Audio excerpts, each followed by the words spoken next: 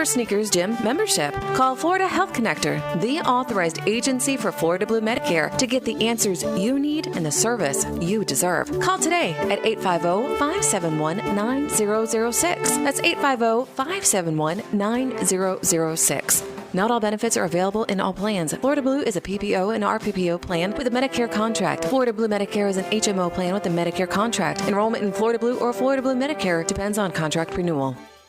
At Tyndall, we love to see our members face-to-face. Video chat with a Tyndall representative to do almost anything you do in a branch. Open a new account, apply for a loan, order a debit card, or just say hi. Download the Tyndall Video Banking app today. The SEC lives here. Powered by Pepsi. WGS Excellent Haven, Panama City. 104.3 ESPN Northwest Florida. There's no need to fear. The Underdogs are here. The Afternoon Underdogs are live in the Rib Crib Studios. What time is it? 104.3 ESPN Northwest Florida. And we are live, man. Welcome into the Rib Crib Radio Room, and thank you for listening on 104.3 ESPN Northwest Florida. Old school, just put it on camera one and let that thing ride, my friend. We'll fix it in the next segment coming up. But welcome into the Rib Crib Radio Room, and you're with the Afternoon Underdogs. I'm David Hayes. We've got Old School in the building with us, and we're on the radio at 104.3. We're streaming live on Facebook, YouTube, Twitch, and with our TV partner, blabtv.com. Be sure to like and share the Facebook page, subscribe to the YouTube channel, and download the new app and register 104.3 ESPN Northwest Florida. If you're an Android user and you're having problems with the app, all you got to do is uninstall the app, reinstall it. You're good to go from there, and you're going to need it because we've got big days, not only tonight. Tonight, you've got the Dallas Cowboys, New Orleans Saints, Thursday Night Football. Big implications for fantasy football because we're gearing up for the playoffs here. But on Saturday, triple header with championship football in college football. I'm talking Big 12 championship, SEC championship, and the ACC championship. And then Sunday, we'll kick you off with the Eagles and the Jets, Ravens and the Steelers, and Broncos with the Chiefs. We've got 5 new restaurants. And if you're listening in the area of Chipley or so, we've got 2 restaurants for you. And guess what the best part about this is? These are digital gift cards. So you don't have to drive all the way in town to receive it. You can get it through email or via text. And you've got Javier's Mexican Grill and Skins and Bubba's. That's located in Chipley. We also have for our Panama City area, Dandy Donuts, Paparazzi Pizza and Deli, some of the best pizza around, and also Simply Seafood. And this is all brought to you by Merchant Management Group. If you're a business owner, take a minute, check out how much you spent on credit card processing fees in 2021. If you want to eliminate those fees in 2022, give our friends over at Merchant Management Group a call at 850-747-0664. They're located where? Right here in downtown Panama City, and they'll get you taken care of in all of Northwest Florida. We appreciate you listening, viewing, because we have a great TV partner in blabtv.com. All right, so we just gave the spill on MG Trivia, Merchant Management Group. Now, let's talk about what the trivia question is before we get into a boatload of news going on. I mean, yeah, we're right here at the end of college football season as far as regular season championship, and now we're going to be getting into bowl games, so that's huge. NFL, we're gearing up to go towards the playoffs. Not only fantasy, but real life. Well, how about Major League Baseball? We've got a lot of stuff to talk about and some suspensions as well. But the trivia question, which SEC team has the best winning percentage in the SEC championship game? Which SEC team has the best winning percentage in the SEC championship game? And also, we have Jim Kelly Jr. coming on with us at 4:15 today. So, in the second hour, 5th caller, starting with 5 o'clock, the 5th caller in the second hour, 5 o'clock, is going to be getting a huge package deal. 1 ticket to be down at the beach. Blue Sky Express Car Wash to get your car cleaned off before you head to the fight because you're going to be at a VIP table. And then also, you need to eat, right? Before you head over that way. So why not a $25 gift card to Rudy's Barbecue? Oh, my goodness. I'm talking about a great day for yourself, man. If you've been stressed out lately, you need to be the 5th caller today in the second hour. But we're playing trivia right now. Which SEC team has the best winning percentage in the SEC championship game? Oh, no. Old school, man. We were talking about this a little bit last year, and people have been talking about this now for 5 years, that Major League Baseball could end up in a lockout. And we are now. All right. So first, I guess let's start with a letter to baseball fans. I'm not going to read the whole thing, but honestly, get over to MajorLeagueBaseball.com. Look up the letter to baseball fans from Rob Manfred, the commissioner of Major League Baseball, but also just check the site out and see if you could tell me some of the differences that you notice. All right, so this is a letter from Robert D. Manfred Jr., the commissioner of baseball, to baseball fans. I first want to thank you for your continued support of the great game of baseball. This past season, we were reminded of how the national pastime can bring us together and restore our hopes despite the difficult challenges of a global pandemic. I'm just reading some excerpts here that I thought were kind of important to go along with this. Despite the league's best effort to make a deal with the Players Association, we were unable to extend our 26-year-long history of labor peace and come to an agreement with the Major League Baseball Players Association.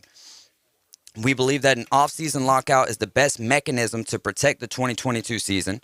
We hope that the lockout will jumpstart the negotiations and get us to an agreement that will allow the season to start on time. He goes on to say, we offered to establish a minimum payroll for all clubs to meet for the first time in baseball history, to allow the majority of players to reach free agency earlier through an age-based system that would eliminate any claims of service time manipulation, i.e. Ronald Acuna Jr., Wander Franco, guys like that, and to increase compensation for all young players, including increases in the minimum salary. When negotiations lacked momentum, we tried to create some by offering to accept the universal designated hitter. See, a lot of people are thinking, oh, it's the DH and playoffs. No, these are incentives that the league is trying to push towards the players because it's all coming down to what? Money. 100% old school. They also offered to create a new draft system using a lottery similar to the NBA and some of the other leagues that utilize the lottery. The Players Association came to the bargaining table with a strategy of confrontation over compromise. Now, compromise this, or at least recognize this. This is a letter from Rob Manfred, all right? So take it with a grain of salt, if you will. Delaying this process further would only put spring training opening day and the rest of baseball, or the rest of the season, further at risk, and they don't want an in-season strike. What would that cause?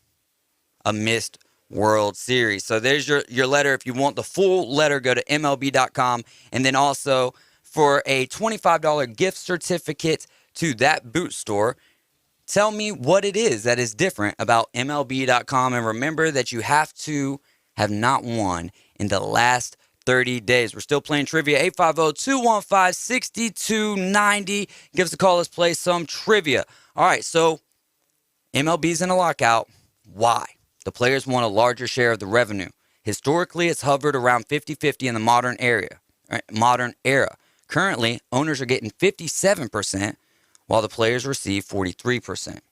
The players also want to end service time manipulation. We just talked about that, or diminish its effect on their earning power. We've seen it repeatedly. Young stars shelved in the minor leagues longer than necessary. Clubs game the system in order to depress salary and keep a player under team control longer.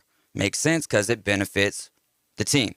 Finally, the union wants to incentivize competition. The league has seen more teams outright tank in the last few years. Am I reading Scott Boras here or what? Which has an adverse effect on the on-field product and on player salaries. No tanking team is going to line up, pay a mid-tier free agent. So where do those guys play? This is all from The Athletic. So what do you think? What's next, old school? Well, unfortunately, what's next is an extended period of time of both sides trying to win the agreement in the court of public approval. And that's what happens in these circumstances. Both sides, we're already witnessing it today in this letter from Rob Manfred. And they're trying to win over baseball fans as to, and the players will do the same thing. to put pressure on the other. We certainly understand where the players are coming from, and we certainly understand where the owners are coming from. But it is an unfortunate situation, and one that I personally believe is going to drag on for some time. And at this point, all the words, everything that can be said is, there is still a significant risk to the beginning of baseball season next year. Yeah. Anything, Boston Tim? Continued arbitration, I think, will be what we'll see for a while. And, I think the next step, of course, we'll see will be, a response from the Players Association. And I think, like Old School said, it'll be a continued back and forth until they can find some type of an agreement. But as we can see right now, they're so far off, it may be well into the season, let alone, maybe spring training in the beginning of the season. So we will see what happens, but I don't think that they're anywhere close to where they actually want to be. No, they're nowhere near. There are oceans apart. Right. And it's understandable that both sides are trying to get their points of importance out there. And it won't be until there is the pressure of the fan bases putting pressure on the ownership and the players to put petty things aside and to start actually negotiating, because at this point there is not any negotiation. All it is both sides just putting forth their pillars of what they want, and that will take some time. That'll take a week or two, and then from there we'll start to actually see possibly some form of negotiation.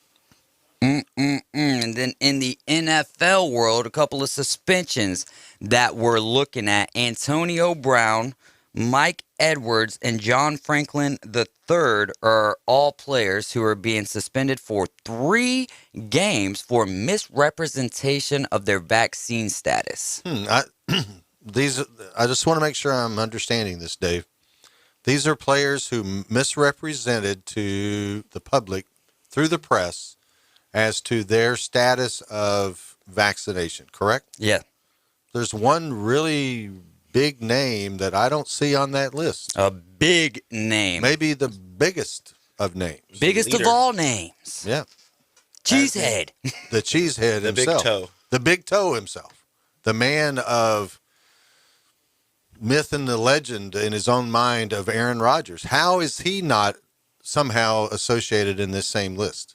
I was in the middle of actually downloading some sounders for the show when this came across my phone, and I almost got pissed off. I'm like, wait, hold on. The guy who said he was immunized, leading us to believe that he was vaccinated, which, that's personal business or whatever. But then the NFL wants to bring a hammer down. And yeah, they did fine him financially. Sure. But now these guys are losing 3 games. There ain't no way that little, what was it, $15,000 fine equals that? That is insane. And it just goes to show the disparity or the favoritism that the league shows certain players, man. And I cannot stand it. Oh, I agree. There's no question that the superstars get preferential treatment. And in this case, I don't see anything different. I don't know all the details. Right. But I don't know what's different between what Antonio Brown did or the other gentleman supposedly did versus what Aaron Rodgers did. Other than, did they present an actual fraudulent card? I don't know. Right. We don't know yet. But in the overall look and feel of it, I don't see there's any difference between what these 3 gentlemen supposedly did versus what Aaron Rodgers did. And the one with Antonio Brown, which like I said, I haven't had time to actually read the entire article right now, but that's from one of his personal chefs or something like that, right? Come on, man. So you had a little brush up, a little, I don't get that, man. And so the NFL is going to listen to somebody who what they got going on. What is their credentials to prove that that's what he did? Now, if proof comes out, hey, that's good. But we're not sitting here saying that these guys shouldn't be suspended. That's not where we're coming from. Where at least where I'm coming from is if you're going to do that to those players, and we're talking about a player who hasn't played in how many weeks now in Antonio Brown? Come on, man. Let's go, Goodell. Give it to Rodgers as well. I don't get it. I mean, you see the fine that he got, it was equal to like an equipment violation, not having your jersey tucked in. It's just, like you said, it's not equally set for all people, and it's not fair. I hate to cut it short, but we've got a big guest coming up next. We're going to be talking to Jim Kelly Jr. Woo! He is the radio analyst for Cincinnati. That is going to be a fun one. And don't forget about Golf Plus, man. Y'all get out there to the shops of Edgewater, and it's a great place to get fit. You know what I'm talking about, old school? We'll be right back with Jim Kelly Jr. You're listening to the Afternoon Underdogs.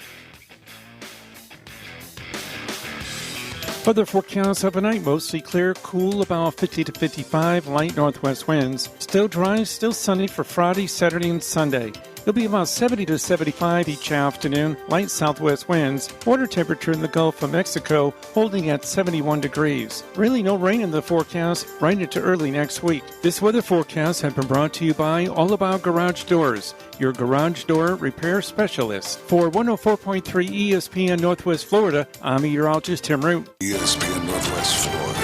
Kevin Kugler here from Westwood One with a preview of Thursday Night Football with NFC action to kick off Week 13 when the New Orleans Saints host the Cowboys. 7-4 Dallas will be shorthanded due to COVID protocols, but hopes to end a two-game losing trend with the return of some key players on offense. Join Tony Baselli and me for the call from the Superdome on Thursday Night Football. Coverage starts at 7 on your home for the NFL, 104.3 ESPN Northwest Florida.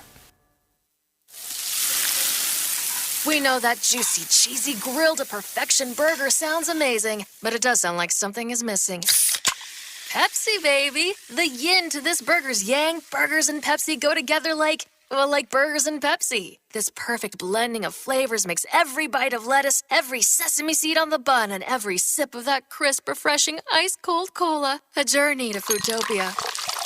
Burgers, better with Pepsi. That's what I like. Is that the sound of an ooey gooey, cheesy, crunchy slice of P-I-Z-Z-A? Obviously. But as good as that sounds, we think it can get even better.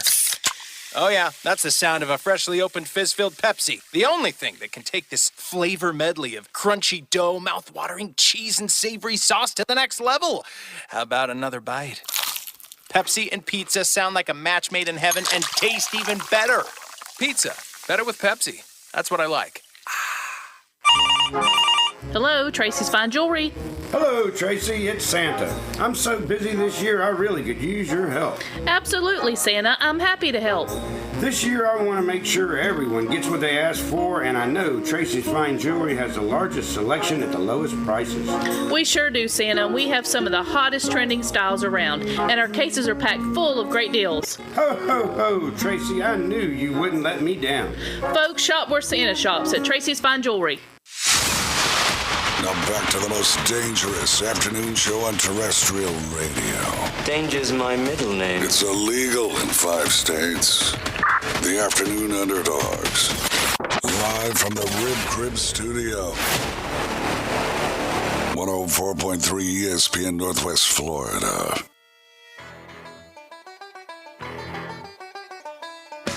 All right, welcome back into the Rib Crib Radio Room on 104.3 ESPN North, West Florida. We're the Afternoon Underdogs, and I'm excited to bring into the Rib Crib Radio Room Jim Kelly Jr. in his 26th season as Cincinnati's football radio analyst. Hey, Jim, how's it going, and how are you doing? I'm doing great. How are you all? We are fantastic, enjoying some beautiful weather at about 70 degrees down here in Panama City. I'm sure that you wish that we could give you some of it. Yeah, actually, it was 65 here today, believe it or not. So I know. So, but it'd be short-lived. I think. Whatever, supposed to get back down into the 40s over the weekend or 50s, somewhere like that. But we'll take it while we got it. But I'll take yours any day. Absolutely. Well, thank you for being with us today. And the Bearcats, man, what a season. Finishing the regular season strong and undefeated. What has this season meant for the university and for the future of the college football playoff? Yeah, I mean, it's been one heck of a year. They went in with high expectations, but it's one thing to have those kind of expectations and even harder to follow through on them and to end up undefeated just week after week. They battled, and at times, they struggled at times to play their best football, but were able to get through those games and win them. And then, a couple of those games along the way, Notre Dame, SMU, Indiana, East Carolina, where they played some pretty good football teams. They played very, very well. So it's meant a lot to be able to get through the season undefeated. And what it's done, it's kind of propelled this program up the ladder. They are moving to the Big 12 conference as well. And that being said, they've got one game left where they'll play their conference championship game this coming Saturday against the University of Houston. And if they do that, and they're sitting at number 4 in the college football playoff, everybody believes, and it's hard to say at this point, but everybody believes that they'll stay at 4, if not maybe potentially, depending on what happens ahead of them, move up to 3, and will make the college football playoffs for the first time. With Cincy and Houston in the AAC championship game, what do these two teams? How do these two teams match up? Well, so the AAC has a couple of teams, 3 of them in particular, that were just extremely strong offensively. Make it 4. Cincinnati would be one of those, but they're just a little bit more balanced, play a little bit better defense. But Houston, very, very strong. They average in the neighborhood of 420 yards a game, kind of 150 yards through the 150 yards on the ground, and 250 yards through the air, somewhere in that range. They've got a very, very good seasoned quarterback, a guy by the name of Clayton Tune. He completes almost 70% of his passes. He's thrown for, I think over 3,000 yards this year, 26 touchdowns. So he's really, really good. But they run the ball well also. So their offense scores 30-some points a game, I think it's 36. Bearcats are only giving up about 12, so something's got to give there. And they're very similar to SMU in their skilled players, and they're very similar to SMU, what they do in reference to how they mix their pass and their running game together. And the Bearcats were able to really pretty easily take care of SMU, and they're kind of hoping that that's the case this week. However, it's a really, really good Houston football team, so it's going to be a challenge. But if the Bearcats are able to play the game that they played, like they played last week against East Carolina, like they played against SMU the week before that, they should come away with a victory. Well, thank you again, Jim Kelly Jr., for joining us here on 104.3 ESPN Northwest Florida. We greatly appreciate you taking the time out to join us. What a storied career and life you've had up there in Cincinnati, in a great city. I wonder, with what we've seen in the past and the CFP wanting to push teams out like Cincinnati, if you feel like there may be a possibility here coming up that they may try to push you guys out and not allow you to be in this upcoming college playoff season. Well, yeah, that's clearly been the case in the past for, the so-called Group of 5, where only Power 5 schools have made it. Cincinnati was able to break that barrier and be the first team to get ranked there, at least, during the season, which they were able to do this year. Will they get bumped out again? I don't know. It's really hard to say. So the one thing you've got going for you, Alabama has to play Georgia. Okay, one of the two of those, obviously one of them's got to lose.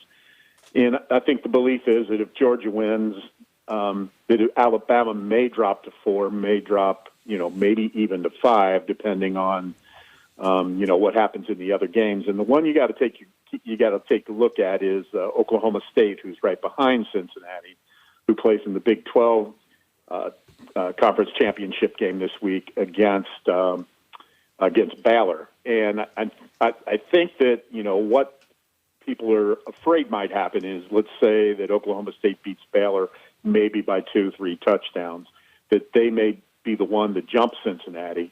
And if indeed Alabama and Georgia go down to the wire, let's say it's field goal, and it doesn't really matter who wins, they're both going to be in if it's that kind of close game, that they'd be, 1-3, Michigan 2, and maybe Oklahoma State 4 and Cincinnati 5. So it could happen. With the Bearcats being at 4 right now, the feeling, at least, from the people that have looked at how the college football playoff system works and how they score things, even if it's a tight game in Cincinnati, but if Cincinnati's able to win it, the belief is that Cincinnati would hold on to that 4th spot and be, in the playoffs and play whoever ends up number 1, most likely Georgia, if you go with the favorites right now. Hey, Jim, this is Chris, and I just want to say thank you again for being on with us. And anytime, Chris. And I know my parents are listening, so I just want to say hi to my dad, and I love you, Mom. And I'm going to create a verb right now called being Brian Kelly'd. Did it surprise you that Notre Dame got Brian Kelly'd? Yeah, it surprises me. And how coincidental was that to what, 11 years ago or 12 years ago, I guess it was, 2009. I mean, one game to go in this. Well, no, actually, Notre Dame doesn't have a game, but could be in the college football playoff. So I guess they do have at least one more, their bowl game. The way that all came down was so eerily similar to what Cincinnati experienced 12 years ago when Brian Kelly was the coach at Cincinnati and left for Notre Dame. The only difference, I believe, this time was there wasn't as much notice. That thing kind of came out of the blue, to use your term of adding, creating the verb, Brian Kelly. It kind of came out of the blue, and Notre Dame got it this time. Really, really surprising. And when you read some of the, the things where he was literally in a recruit's living room when the news broke, and that another one of the coaches on the staff at Notre Dame had just left the recruit's house and found out, through Twitter that this is happening, and nobody had given anybody a warning whatsoever. It's kind of ironic that it happened 12 years ago to Cincinnati, and then the same guy was able to do the same thing to Notre Dame, 12 years later this past, I guess it was Tuesday or Monday, whenever that news broke. So it was a surprise to me. It really was. Well, I wanted to ask you how you felt about Notre Dame promoting Marcus Freeman to the head coach position, and how do you think that will work out for Notre Dame? Yeah, I'm a bit surprised. Notre Dame had they'd been very cautious, and they'd made some public comments when this all went down that they really would like a guy with with head coaching experience. And of course, here in Cincinnati, one of the jobs that Luke Fickell had always said that he wanted, he'd love to have. Of course, was Ohio State, where he played his football and coached for 17 years, and secondly, would have been Notre Dame. And so, everybody was worried here that, hey, we might lose Coach Fickell. But Coach Fickell is so he keeps his nose down. He's just absolutely one of those guys that when he has a job at hand, he focuses on that job, and he doesn't let anything get in the way. So he really wasn't going to come up and explore this at this particular point in time. Marcus Freeman, who I think is going to do a wonderful job, is very, very capable and is just a great, great human being and a great football coach. But because he didn't have that head coaching experience, I really didn't think Notre Dame would go there. They had got burnt in the past with Charlie Weiss. Now, Charlie Weiss was not a head coach, but he was an assistant in the NFL, so a little different, but maybe not. And Marcus Freeman being 35 years old and never being a head coach, it surprised me a little. It was only a matter of time before Marcus Freeman became a head coach. Quite honestly, what happened last year, why Coach Freeman left, it was at the urging of Coach Fickell saying, hey, you want to be a head coach, you can get that if you stay here in Cincinnati, but we can get you a head coaching job sooner if you take one of these high-profile defensive coordinator jobs at places like Notre Dame, where he was offered the LSU defensive coordinator's job last year.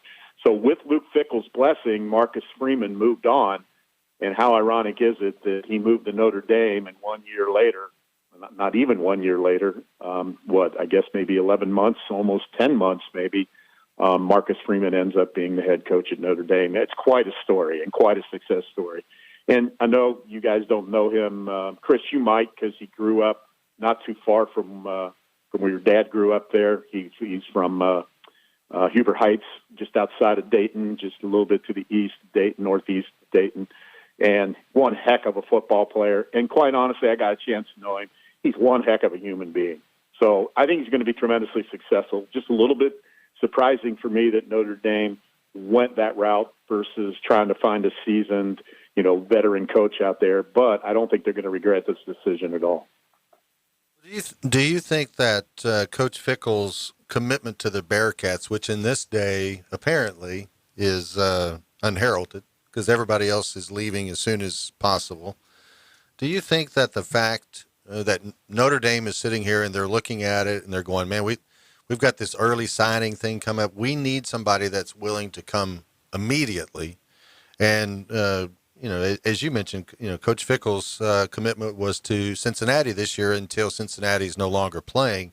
Do you think they just made the decision that they had to go ahead and go with Marcus Freeman rather than waiting to see how long Cincinnati stays in the playoffs? Yeah, I think that had something to do with it. I don't know that it was the only factor, but they were not willing to wait with that early signing period coming up in 10 days. Well, I guess it's 12 days, almost a little less than 2 weeks. They were not willing to wait, and I think that did have something to do with it. And the thing with Coach Fickell was, okay, you might get a chance to talk to him, but you are not going to get a chance to talk to him until he's ready to talk to you. So, and let's say Cincinnati does beat Houston, and so they're the American Athletic Conference champs.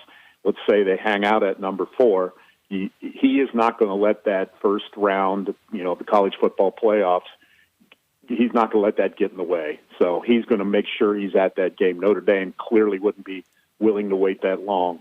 I don't want to say Notre Dame settled, but I do think that it was one of the factors. Now, there was other guys involved in that mix, at least everything I read. You don't know how deep it went in reference to conversations.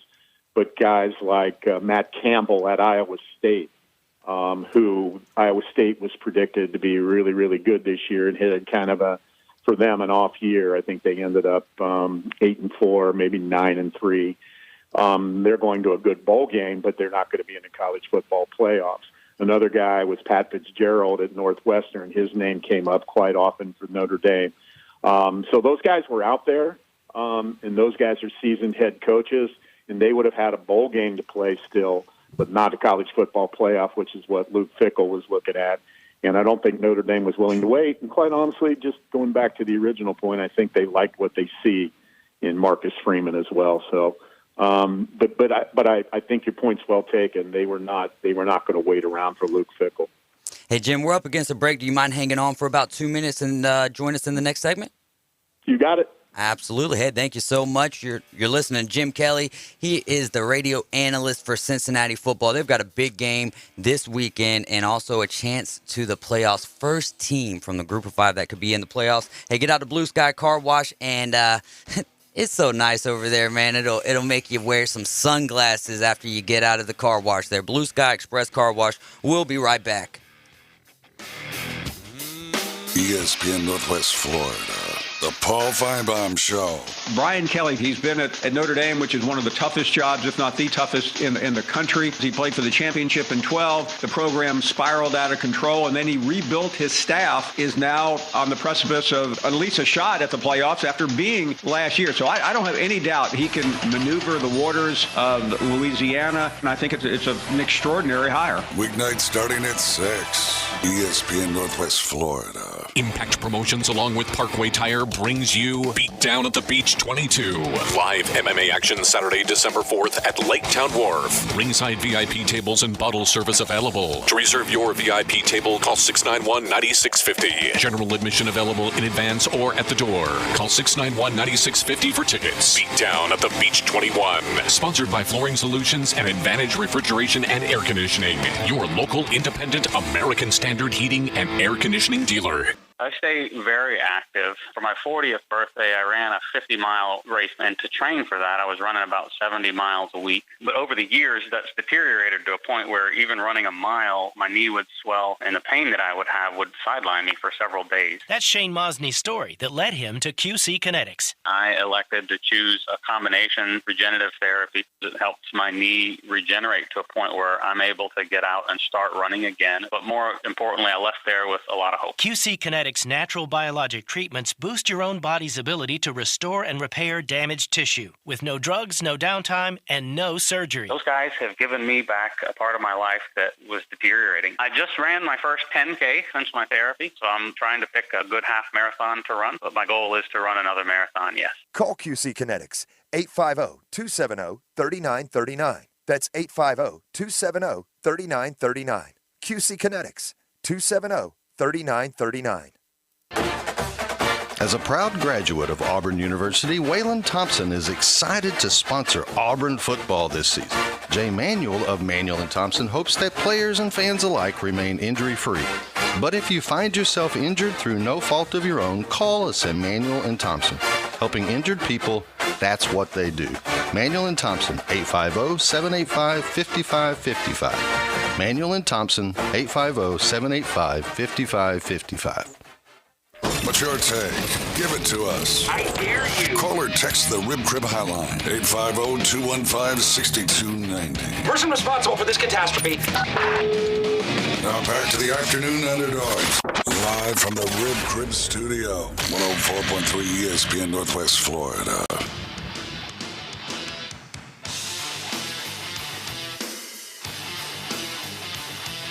Welcome back into the Rib Crib Radio Room. You're listening to the Afternoon Underdogs on 104.3 ESPN Northwest Florida. And we've got Jim Kelly Jr. on the line with us, Cincinnati's football radio analyst, and he's been doing it for 26 seasons, and he played for him as well, man.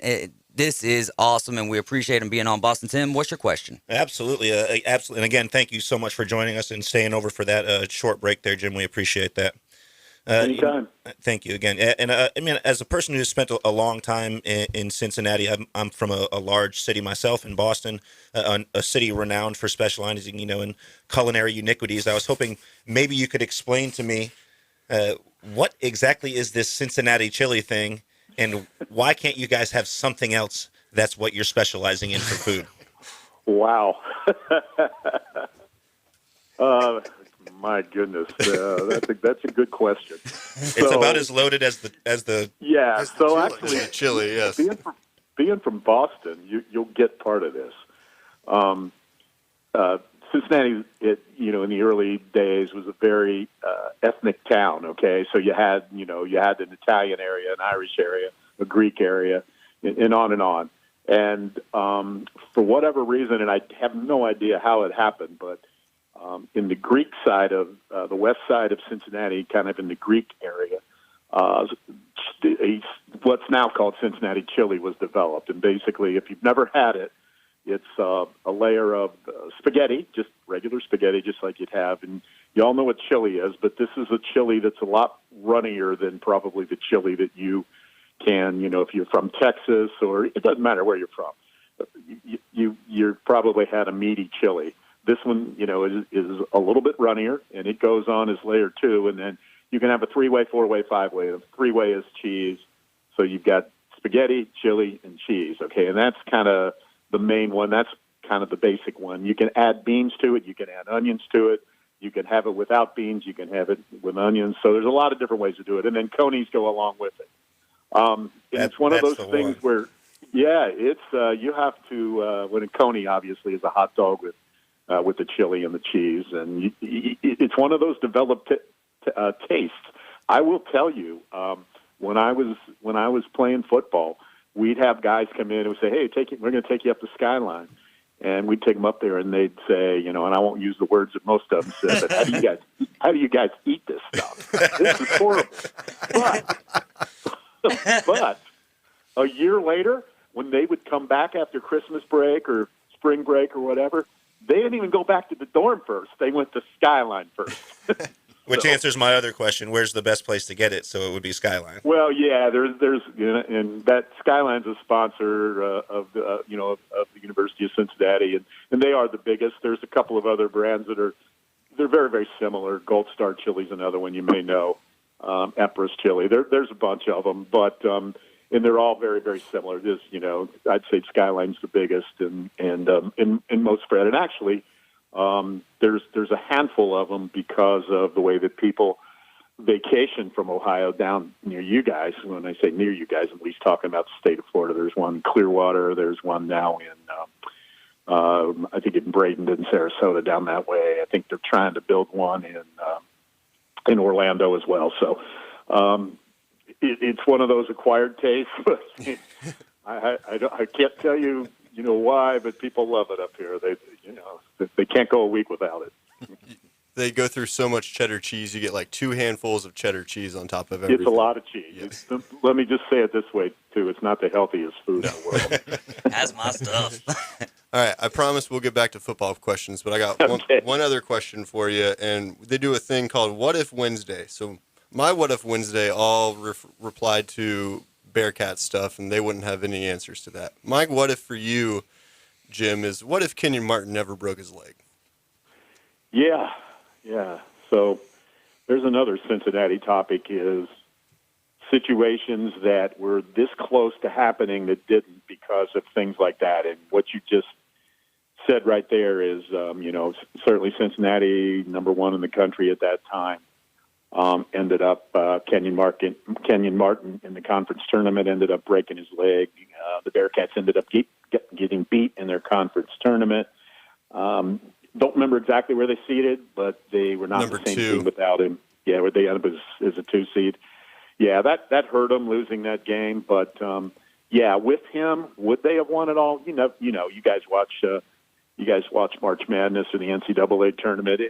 It takes a special team to win them all and to go through it. But clearly, they were a very, very solid, and it wasn't just Kenyon Martin. That was a good basketball team, but they were not the same team without him. No. So since it never happened, it's easy to sit here and say, yeah, we would have won. We would have won the NCAA tournament with him, but you never know that. We would have beaten Mateen Cleaves and Morris Peterson in Michigan State. There you go. Thank you for filling in the blanks there. The draft certainly would have been different too. Yes, I agree. Well, Jim, I'm from Texas, and so it is kind of Big 12 area, and I'm curious to get your take on how you think Cincy will fare in the Big 12. I think it's a great match, but I'm curious to see how you think they're going to fare. I think so too. So if I look at the league this year, and let's just say Cincinnati was in there, and I get that this is a better Cincinnati team than 5 years ago, but honestly, and as you saw throughout the Big 12, there's 4 or 5 teams, maybe even 6, that could have won that conference this year. And I think, honestly, if you throw Cincinnati in there and you throw, let's say, UCF in there with a healthy Dylan Gabriel and Houston in there, you're adding another 2, maybe 3 more teams that could have won that conference this year. So I think it's a good mix and a good fit. I really do. Geographically, it's not a whole lot different than what they're dealing with right now in the American Athletic Conference. They have to go to Houston, to Dallas, to New Orleans, to Orlando, to Tampa, to Philadelphia. So there's a lot of travel involved right now. And in this particular case, they're going to still have to travel, but they do get West Virginia back, who was a natural rival from 2 years back when they played in the Big East. Not very far from Cincinnati, only about a 5-hour drive, and maybe 300 miles, I guess it is. So I look at it as a plus, and it's up in the air as to when Cincinnati will compete in the Big 12. Obviously everybody's saying the right things right now. It's got to be 2024 when Texas and Oklahoma finally get out to go to the SEC, and that's when Cincinnati, Houston, SMU, Central Florida, and then BYU. That's what I was trying to say. That's when they'll go to the Big 12. But, what I'm hearing through the grapevine is that everybody's trying to make all those transitions move a little bit quicker. Nobody can say that for sure right now, but I would be shocked if by the 2023 season, if Cincinnati's not playing a Big 12 schedule all the way through the league or all the way through the season. Same with Texas and Oklahoma. I would look at them being in the SEC by then. There's just too much money to be made here, and I think ESPN, who has a hand in all of this, would like to get these teams moved. Particularly, obviously, the SEC makes a ton of money for them, so they'd like to get Texas and Oklahoma moved to the SEC, and that would allow space to get Cincinnati, Houston, Central Florida, and BYU into the Big 12. And again, ladies and gentlemen, we'd like to thank Jim Kelly Jr. for joining us. A long-time storied football radio analyst for the University of Cincinnati, and of course, a player who led the team for 3 consecutive years in receptions. Although we know you did say back then that it was predominantly a running team, it's still a great achievement. I hate to jump too far ahead, but I'm anxious to discuss a little bit of some of the guys and what do you think the possibilities of in the 2022 draft coming up. You guys have never had 2 first-rounders, if my research is correct. And I think there's an opportunity for that to happen this year. We got Sauce, who's ranked relatively highly, looking really good this season, has a great opportunity to be drafted, maybe even the top 15. But what do you think about maybe Ritter or Sanders possibly also jumping up and getting into the first round with him, and maybe having for the first time, you guys, 2 first-rounders out of Cincinnati? Yeah, you did your homework. That's well done. So Gardner for sure, Sauce Gardner, Ahmad Sauce Gardner is his name. He's a corner. He's a 3-year guy, so he's going out a year early. But all the projections, and he's done nothing to hurt his draft stock this year. All the projections are that he will probably be the first corner taken, maybe the second. That being said, I think top 15 is pretty accurate on that. It might even be top 10. So that one's, unless something, if he were to, to tear a knee up or something like that could push it back. But so he has not given up a touchdown in his 3 years. Not one touchdown. And it's unbelievable. He was voted AAC Defensive Player of the Year today. That says something because his stats, if you look at him, you're going, how's this guy the Defensive Player of the Year? When he has, he did have 3 interceptions. He had a few pass breakups. Nobody even tried him. That's how good he was. I mean, when they did try him, he knocked the ball away or he intercepted the ball. He's that good. So, and not to mention, he's 6'2", he's 200 pounds now, has a long reach, and he can. I'm telling you what, he can take a running back down like that as well. So he's got NFL written all over him.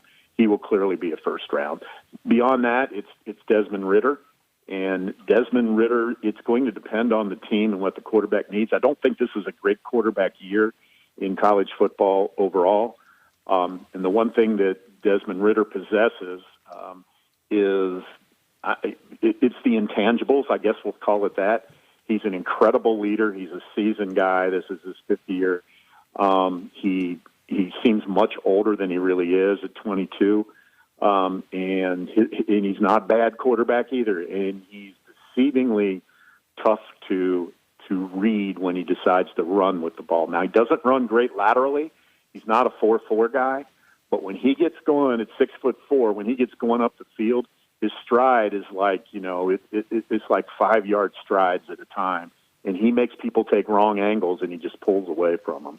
So, if I read the projections, and it's been all over the place, but I'm seeing him right now, particularly with the good year that he's had, being somewhere in the neighborhood of, towards the mid to late round of round 1.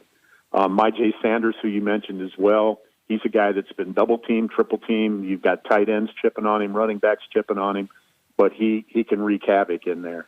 And I've seen him anywhere from late first round up to late second round. So it's hard to say. I think they do have a really legitimate chance of having 2 guys go in the first round, and it would be the first time ever. Hey, Jim, I know we don't have a lot of time here, but this season and everything that's going on at Cincinnati, what they're building means a lot to my dad and everything. What do you think that's going on with everything would mean to your dad and everything that he's meant? I know he's meant a lot to my family. Yeah, so my dad, who was actually on the coaching staff when Chris's dad played and I played, and then was an administrator there, and pretty much lived and died by the University of Cincinnati. Well, and he's been gone since 2010. He would be. It's one of those things where all these guys back then worked so hard, and the progress that they made, that it looked like little tiny baby steps at the time. It wasn't getting to the college football playoffs or going undefeated, or even in some cases getting to a bowl game. All of that's come to fruition now, and it's all because of people like him that worked hard when they were there, even though they probably didn't see the end game as being, hey, we're going to get into the college football playoffs, but nonetheless they didn't work any less hard. I think he'd be so extremely proud of this university and of everybody, and he would absolutely be so proud of a guy like Luke Fickell, who really has done a great job, and he's done it the right way. He's just a class human being. He does everything the right way. He's got his priorities in line. He's a good family man, a good coach. And my dad would wholeheartedly just think the world of Luke Fickell, and he would be so proud of this university right now. Hey, Jim, thank you so much for coming on with us today, and we hope that Cincinnati gets a big win in the AAC championship, and we can see a G5 team in the college football playoff. You have a great weekend, Jim. Okay, Thanks, Jim. Thank you, guys.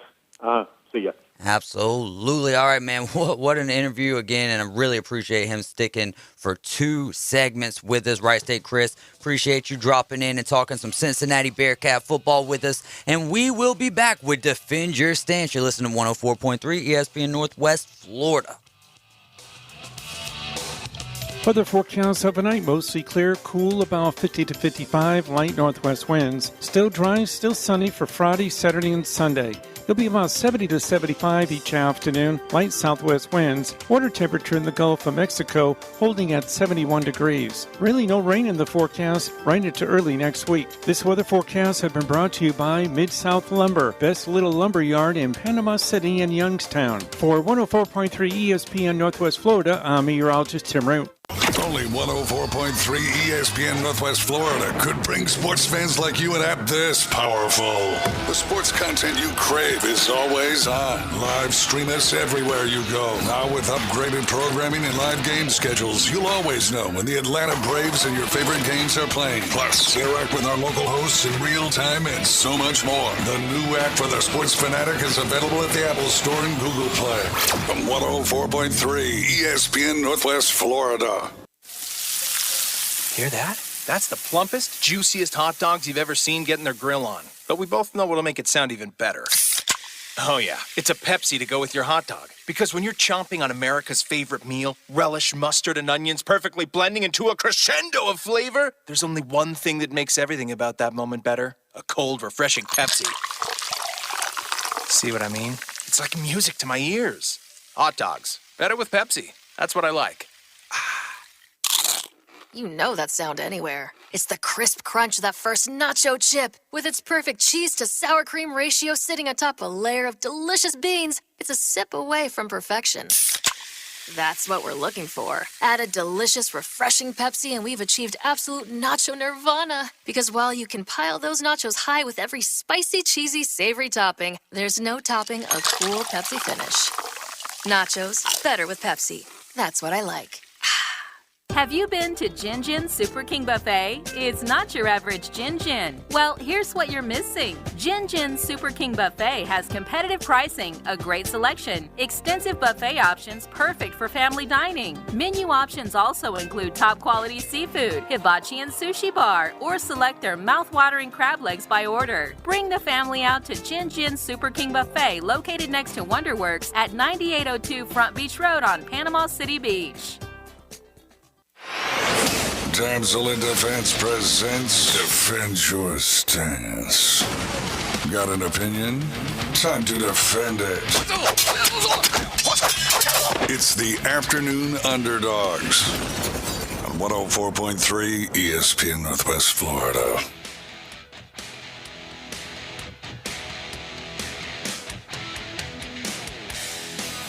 Welcome back into the Rip Crib Radio Room on 104.3 ESPN Northwest Florida. We're the Afternoon Underdogs. I'm David Hayes. We've got Boston Tim, old school, in the building with us, and we just got off the line with Jim Kelly Jr., the radio analyst for Cincinnati football. If you missed out on that, check out the Facebook feed, the YouTube feed, whichever one you want to later on after the show. And it was a great interview, and I'm really excited to see not only just how this year plays out, Old School, and see what happens with the rest of the season for Cincinnati if they do make that college football playoff, but also to see how they, BYU, Houston, and UCF fit into the Big 12. Yeah, I've been pretty public about my feelings about, people wanting Cincinnati to get in, particularly, Wright State Chris, such a great dude. And I've been telling him, get over it. But, the other day, whenever the announcement came that Brian Kelly was leaving LSU, my first thought went out to the Bearcat fans. Because we've known that Luke Fickell had made it known that he would love to have the Notre Dame job at some point. And my first thought was, it's just unfair.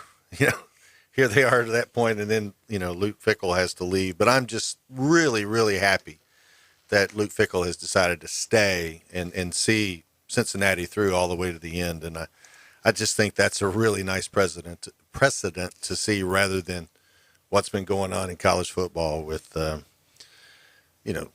guys like Riley and Kelly jumping ship right after the season is over. Right, because I think we all know that there's the opportunity for him there, not only to make probably substantially more money, but to make himself a substantially bigger name in college football. Although, don't get me wrong, he's been doing just fine on his own. Absolutely. I think it, like you said, the precedence and what it shows as a man to follow your word when you made the commitment to that school that we are going to turn this university into a winning university, and we are going to be one of the non-Big Fives that chases after the championship, and I will stay here until we do it. And I think he's going to stick to that word, and I really, really enjoy the fact that he made that decision.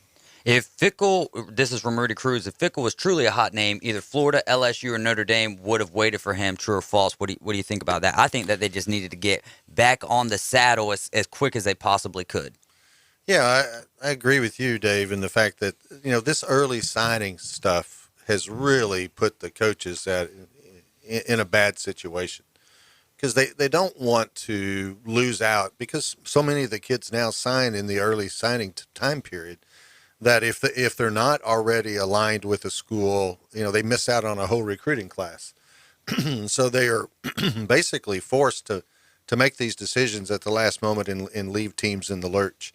I hope that the NCAA will look at this and change that early and push that early signing period off a little bit so that the coaches don't have to leave right here at the end of it in order to take advantage of new opportunities that present themselves. And the kids have earned the right to keep their coach all the way through the end of the season. Right, which is why specifically I asked that as one of our Defend Your Stance questions previously, because it simply has a domino effect. Yeah. It doesn't just affect the one person who's making the decision. It affects, the kids that you've recruited, the kids that are there that have been recruited throughout the years, the people who may have been sophomores, juniors, and seniors who have been there their entire career wanting to spend it with you and following your word and your dreams that they are also having with you to attain whatever goal that you may have, and then you just up and leave. And in some cases, after a text message or a 10 or 11-minute conversation, it just seems insufficient.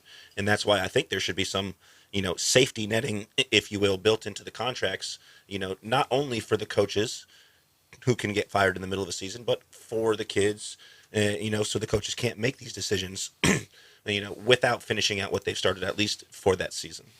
Well, I think that, both Lincoln Riley and Brian Kelly have both stated that the imperativeness of getting back out on the recruiting trail for the new school was, instrumental in getting them to move as rapidly as they did.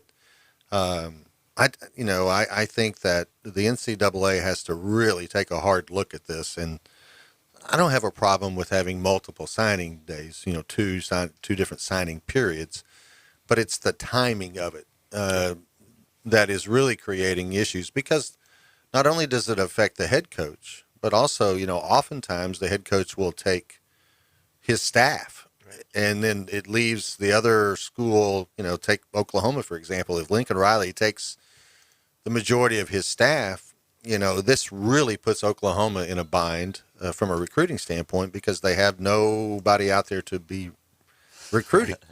So not that I really mind that, but I'm just saying it does put Oklahoma in a bad situation. And to the original question, I don't recall who it was that asked it. Good question, by the way.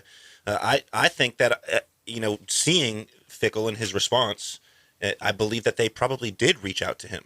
The question is, whether or not he is a big enough name as a coach to go to one of the big 3 SEC schools that were open candidacies for coaches. But I think chances are they probably did reach out to him. They probably did make an offer or extend some form of an olive branch, and he just wasn't prepared to accept anything outside of what he's already focused on. And that's what we're giving him praise for the precedence in doing so. Yeah, I think it's kind of naive if we think that there was never a conversation between Lincoln Riley and SC until Saturday morning at 2 a.m. in the morning or whatever time it was. Maybe not between actually Lincoln Riley, but his representative. Somebody had already had some conversations there so that when Oklahoma did lose that game against Oklahoma State and now the season is over, they're ready to move immediately. There's just no way that you yank your kids up and in a matter of 2 hours you're on a plane to Southern California, San Diego or Los Angeles from Norman. It just doesn't. No business deal gets done that fast. Yeah, I can assure you. We got to go to break, boys. All right, you're listening to 104.3 ESPN Northwest Florida. We'll be right back. ESPN Northwest Florida, Rib Crib, Panama City Toyota, and Kirkland Insurance have just provided you and your family with a free Thanksgiving dinner. What does that mean to you, Terry? This is an amazing thing because of the fact I haven't worked since June. I've been on medical leave because I'm just now learning that I have multiple sclerosis. That's what's been so tough, but this has been a blessing and we're so thankful. Feeding families for the holidays from 104.3 ESPN Northwest Florida. Oh, the colors of Christmas. Reds, greens, blues, and golds. Makes me think of the beautiful selection of color gemstone jewelry we have at Tracy's Fine Jewelry. And they're all on sale at 60% off. Rubies, emeralds, sapphires, blue topaz, tanzanites, and many more. On sale now through Christmas at 60% off at Tracy's Fine Jewelry. Have the perfect colors of Christmas under your tree this year and shop where Santa shops at Tracy's Fine Jewelry. East 15th Street, Panama City. Did you know that fees associated with real estate closings are virtually the same from one title company to the next? So what sets South Oak Title apart? Effective communication, customer service, expertise, and technology. If you're buying or selling real estate, refinancing a residential or commercial property, tell your realtor you want to close with South Oak Title. South Oak Title, with locations across the Southeast, including Panama City Beach, Inlet Beach, Destin, and Fort Walton Beach. Visit them online at southoaktitle.com. Ben and Deb Collins, owners of Bay Guns and Gear, have been in business since 2010, offering new firearms and accessories with a huge selection available for your hunting needs and personal defense. Turn to Bay Guns and Gear. They have the weapon for you. Discount pricing. And if you can't find what you're looking for, they'll special order it for you. Bay Guns and Gear, across from Grease Pro at 3115 Highway 77. Visit their website, baygunsandgear.com. The SEC lives here. Powered by Pepsi. WGSX in Haven, Panama City. 104.3 ESPN Northwest Florida. Offered Tire and Service Center on Tyndall Parkway in Callaway is your authorized Goodyear and Michelin dealer. Did you know that brake fluid absorbs moisture over time? Moisture contamination can lower your fluid's boiling point, leading to overheating and poor braking performance. Offered Tire and Service Center. We recommend having your brake fluid flushed every 2 years. Offered Tire and Service Center on Tyndall Parkway in Callaway. Locally owned for the past 35 years and worth the drive from anywhere. Live from the Rib Crib studio. Hot takes, the latest trades, in-depth interviews. That is my reaction. We break it down for you right here. Very big springboard for the rest of my career. The Afternoon Underdogs. That's the problem right there. 104.3 ESPN Northwest Florida.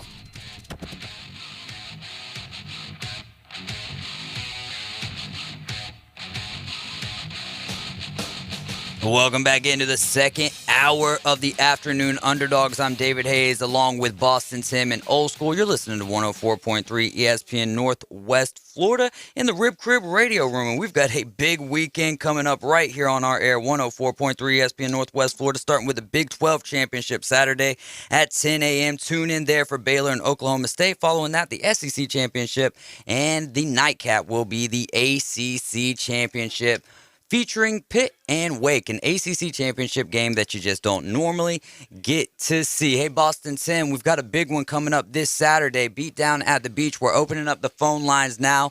The fifth caller today is going to be getting one ticket to Beatdown at the Beach this Saturday, December 4th, Lake Town Wharf. We're also going to be giving you $25 gift card to Rudy's Barbecue and a free car wash at Blue Sky Express Car Wash. That way you can have the perfect Saturday. Get fed, get your car washed, and show up at a VIP table looking like a very important person. Boston Tim, tell us a little bit about Beatdown at the Beach and what we're going to be experiencing at our table.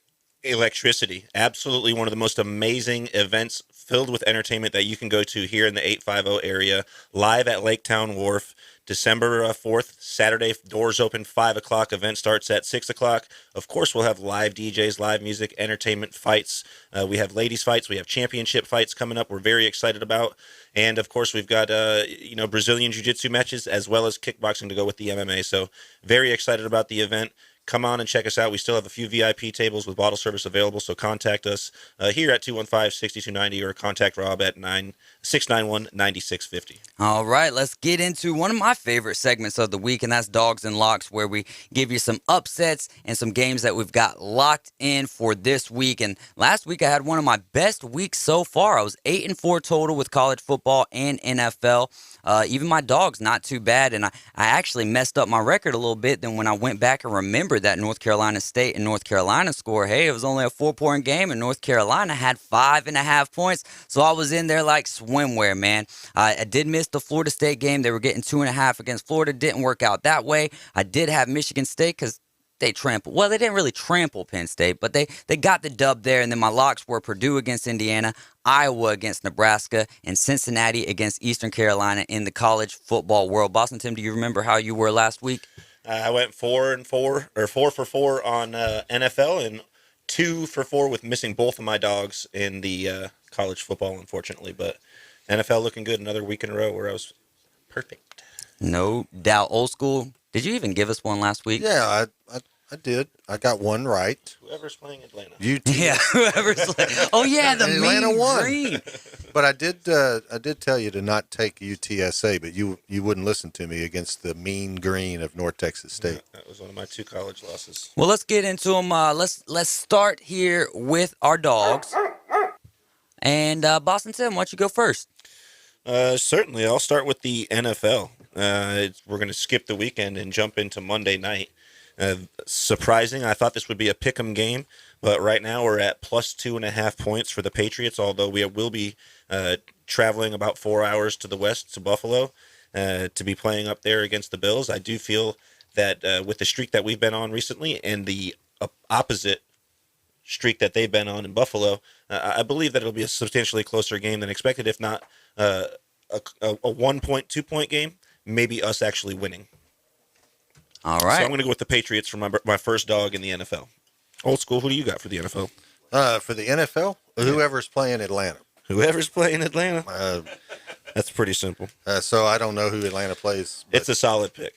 Who are they playing? Well, it wouldn't be a dog because anybody that's playing Atlanta is going to be a lock. Yeah, they're going to be favored. Yeah, they wouldn't be a dog. And, of course, sure. it's the Tampa Bay Buccaneers. Oh, yeah. So, lock that one in. That's definitely that's a lock for without a doubt. You know, the game on the collegiate side that has me interested is the Oregon-Utah game. Oregon has been up and down all year long. Utah just looked devastating in their last game. But I don't know. I think this is somewhat of a trap game for Utah. So my underdog for the collegiate is Oregon. I think they're getting 3.5 at. Let me see here because I got that one on there. They're getting 2.5 2.5 from Utah. I got that one as well, Old School. I'm right there with you. I think that it's so hard to beat a team twice in the same season, so you got to expect some differences in this game. Yeah, that is such a challenge whenever you're having to play the same team twice, which is what always makes the championship games and conferences interesting. So, I mean, that's there's a lot of really good ones. The Michigan-Iowa game. I'm excited about Michigan, but 11 points. I mean, the 11 to Iowa. It's a pretty big stretch. Although Iowa has really fallen off. And I know that Iowa struggles offensively, but their defense is it's really good. It was top 3 in the nation after 6 weeks. Yeah. And they were just looking unbelievable. Their turnover ratio was plus 13 or something like that. And it's just hard. I mean, when you come off a game like Michigan had where they beat their arch rival, for the first time in 7 or 8 years, they stormed the field, all of that kind of stuff. And now you've got to turn right around and come back. I do expect Michigan to win the game. I just think 11 points that's a lot of points. I had to stay away from the game because it's like, Michigan looked really good last week, but could it be a letdown this week, at least with that spread and how that's going to work out? Any more dogs? Absolutely. I've got 2 college dogs that I think have a great possibility. I think that Louisiana Lafayette hosting Appalachian State. Appalachian is looking at their third Sun Belt, but I think that just the way that Louisiana has held their composure throughout this entire season and only lost 1 game, I think they're going to be just fine at home. Not only do I don't think they need the points, I think they will win. All right. What you got, Old School? I've got one more. I've got Cal over USC. Cal is a 4.5-point underdog to USC. USC is. No, they're the favorite in that game, I believe. I believe Cal is the favorite. Yeah. So you like USC to be the dog there, or you're locking in Cal? I'm locking in Cal. I like that one. I think USC. We weren't on the locks yet, but. I'm sorry. That's all right. I got confused. Oh, you're good. But I like that one, Old School, especially with how USC's kind of looked. Lincoln Riley ain't there yet. Yeah, he's not there yet. And I know, but there's just all the news and all the excitement and all the, but I mean, it's going to be tough for USC to really focus and to play well. I think that's a lock for Cal to win that game. I think another solid lock that we can look into is number 19, San Diego State University. We'll be hosting Utah State. Again, Utah State has had a decent season. They are number 1 in the mountain, but you're going against another team that's only had 1 loss this year, and it was a very close 4-point loss. So I really like them to defend just fine in the West and go ahead and take the victory there. I think it was a 6-point spread, and I think they'll cover that easily. All right, let's get on over to the phone line real quick. We've got our 5th caller of the day. Bruce Reed is on the line, or the 5th caller of the 2nd hour here. We've got Bruce Reed on the line. Bruce, how's it going, buddy? Doing good. That is fantastic. So are you excited about being at Beatdown at the Beach this Saturday? You just won not only a ticket to Beatdown at the Beach, you also got Blue Sky Express free car wash there, premium. Man, that's one of the best car washes the best car wash in our area. And also you're going to be able to check out Rudy's Barbecue. Great. That'd be great. All right. Something to do this weekend. Yes, sir. You absolutely do. Hey, do me a favor and shoot me a text over to 850-215-6290, the same number that you called, so I can explain to you how to come pick up your prize package. All righty. Thank you very much. All right, Bruce. Can't wait to see you Saturday. It's going to be a fun time. I've got some dogs myself over here, all right?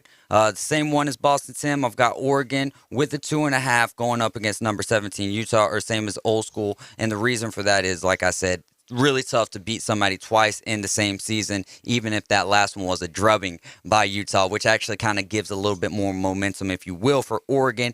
Number 2, I'm taking, I know we had Jim Kelly Jr. on the line, but I'm taking Houston with the 10.5 points.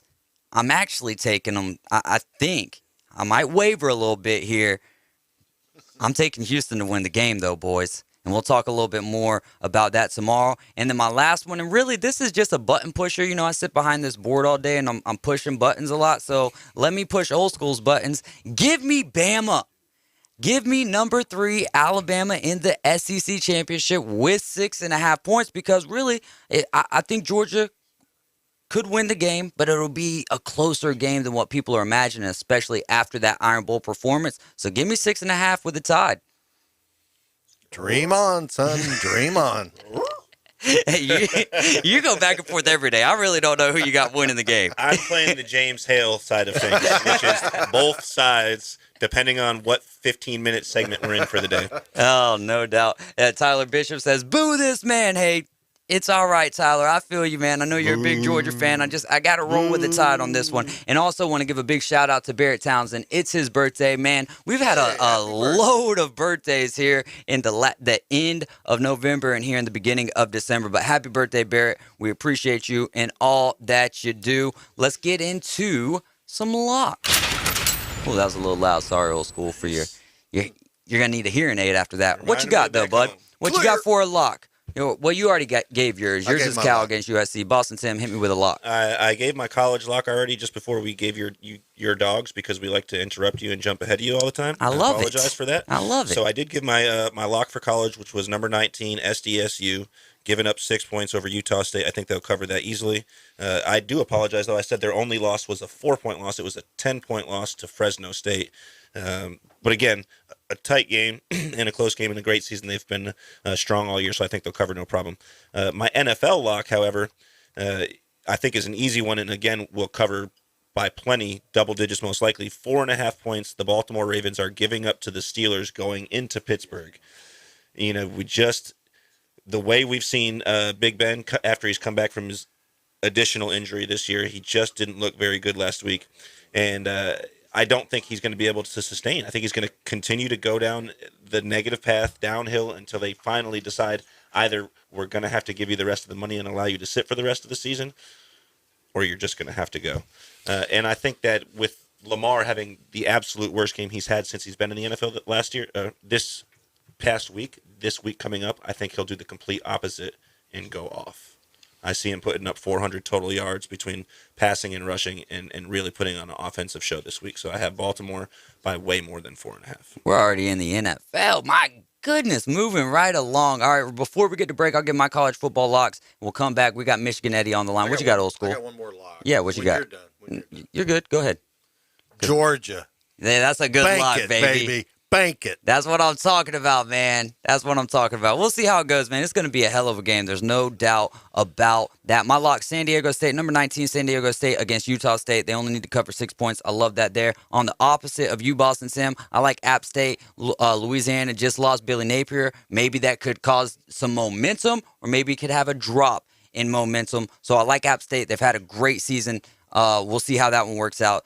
App State needs to cover 3 points, though. And then in the ACC Championship, I'm not taking a winner or a loser here. I'll decide that one on Saturday morning. But the over, right? Lock that over in. 71.5 points. These teams do nothing but score. You're listening to the Afternoon Underdogs on 104.3 ESPN Northwest Florida. We're going to be right back talking a little Michigan football with Michigan Eddie. Weather forecast overnight, mostly clear, cool, about 50 to 55, light northwest winds. Still dry, still sunny for Friday, Saturday, and Sunday. It'll be about 70 to 75 each afternoon, light southwest winds. Water temperature in the Gulf of Mexico holding at 71 degrees. Really no rain in the forecast right into early next week. This weather forecast has been brought to you by All About Garage Doors, your garage door repair specialist. For 104.3 ESPN Northwest Florida, I'm meteorologist Tim Root. ESPN Northwest Florida. Kevin Kugler here from Westwood One with a preview of Thursday Night Football with NFC action to kick off Week 13 when the New Orleans Saints host the Cowboys. 7-4 Dallas will be shorthanded due to COVID protocols, but hopes to end a 2-game losing trend with the return of some key players on offense. Join Tony Baselli and me for the call from the Superdome on Thursday Night Football. Coverage starts at 7 on your home for the NFL, 104.3 ESPN Northwest Florida. At Slim Chickens, we start every day fresh with 100% all-natural chicken tenders, buttermilk marinated to lock in the flavor, wings glazed with your favorite flavors, delicious chicken sandwiches, crisp salads and wraps, all made fresh when you order every time, with family-style sides and our famous mason jar desserts. There are lots of places to get chicken, but only one Slim's. Slim Chickens. Fresh, delicious chicken. Hi, I'm Emmitt Smith, Pro Football Hall of Famer and 3-time champion. Pro Football's all-time leading rusher Emmitt Smith talks about joint pain. Trust me, I know about joint pain. Sure, I made it look easy, but if my body could speak, it would say, I'm in pain. Are you living with chronic joint pain? Knees, hips, lower back, shoulders? Don't just assume the old treatments are the only treatments. I've gone under the knife to get rid of pain, but now there are options, and you need to check them out. Emmett's talking about QC Kinetics, exciting new natural biologic therapies that can repair and restore damaged tissue in your joints. New options now available here. You can encourage your body to actually heal itself with the help of QC Kinetics. Real relief with no surgery, no drugs, no downtime. Call the local medical professionals at QC Kinetics for regenerative restorative treatments with lasting relief. But now, you and I, we have help. QC Kinetics. Start now with a free consultation at QC Kinetics. 850-270-3939. That's 850-270-3939. Call today. 270-3939. Live from the Rib Crib Studio. They said it couldn't be done. The Afternoon Underdogs are live. They say it can't be done. Are we going to do what they say can't be done? 104.3 ESPN Northwest Florida.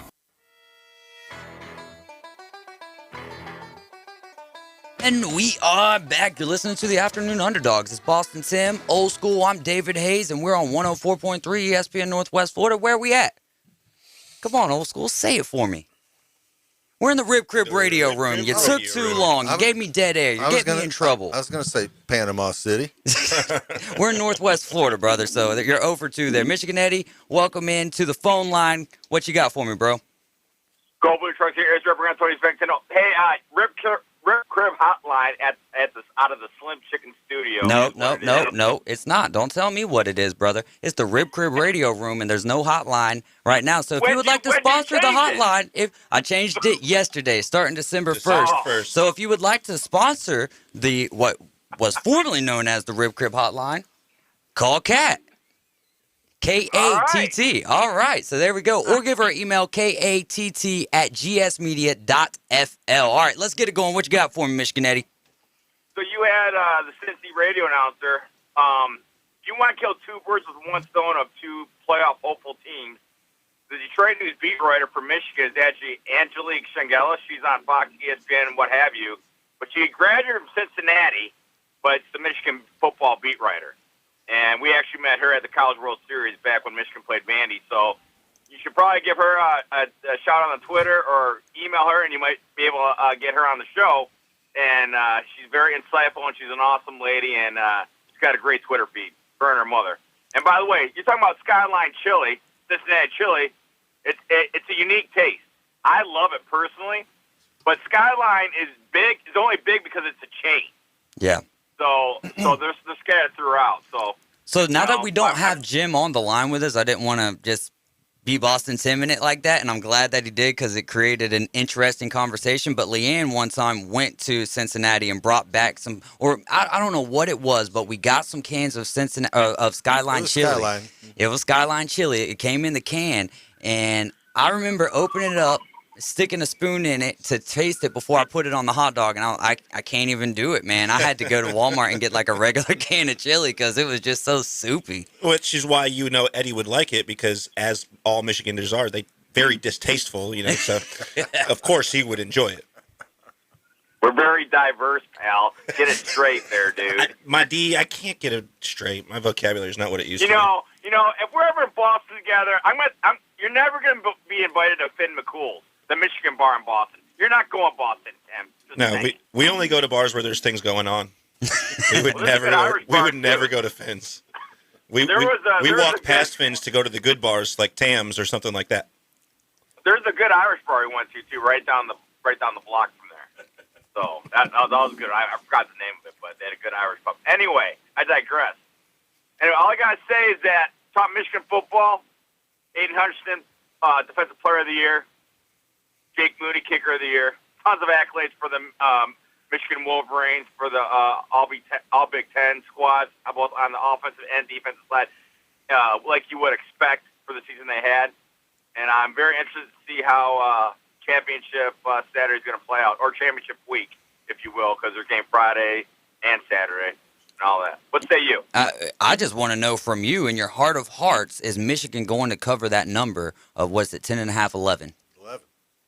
No, I don't think so. It might be close, but Michigan and Iowa always play tough. Mm-hmm. And speaking of which, I did reserve our college playoff tickets today, so I'm hoping that they finish the job and we'll be going to the Cotton Bowl, the Orange Bowl, probably the Cotton Bowl if we win. But we got to play the game first, right? Right. So it's good.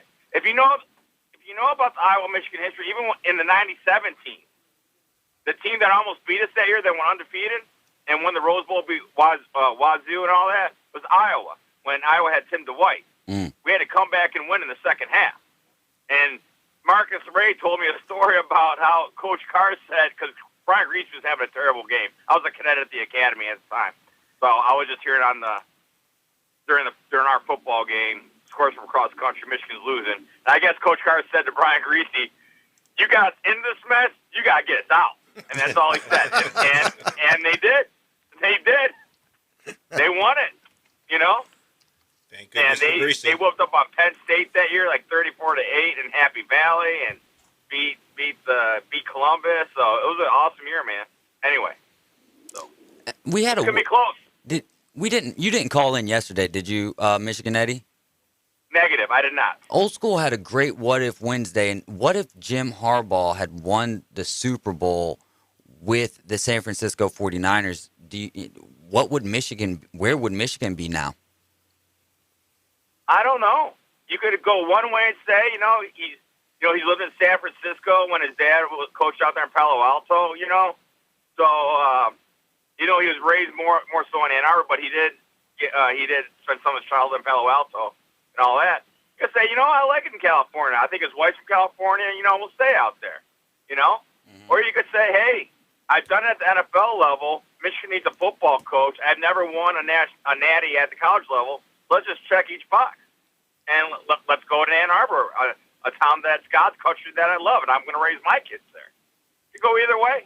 There's never a wrong answer in What If Wednesdays. That's the beauty of it. But it's Thursday, so now it's Thought About It Thursday, and we're moving. No, it's not. It's Tear It Up Thursday, pal. Tear It Up Thursday. We stay in the military. Tear It Up Thursday. What you got, Boston Tim? I see your mind working. Just wondering what you're thinking about the start to the basketball season for Jawan and the boys. It's one thing to have a devastating loss to North Carolina, but Arizona and Seton Hall, and Arizona blowing you out by almost 20. What say you? Are they really devastating Boston, Tim, the second or third week of the year? It's devastating. No, it's not. It's not devastating at all. They're finding themselves. They got a lot of moving pieces, a lot of new into the squad. And I'll tell you, I'd rather them stumble now and get those kinks out than pass the mid going to the conference tournament and on to March Madness. Get them out now. No, you're right about that. I'm not worried one bit because I know who's at the helm. It's Jawan Howard. And I want to say something else, but it's a family show. But you know what I want to say. Jawan Bates Howard is at the helm. And that's it. He'll get it. He'll get it right. So pull the throttle back, man. It's all good. All good. It's all good in A-squared, man. All good. Not worried a bit. All right. Hey, Michigan Eddie, we're going to get off the line here and do some Would You Rather with some bowl projections. Any last parting words?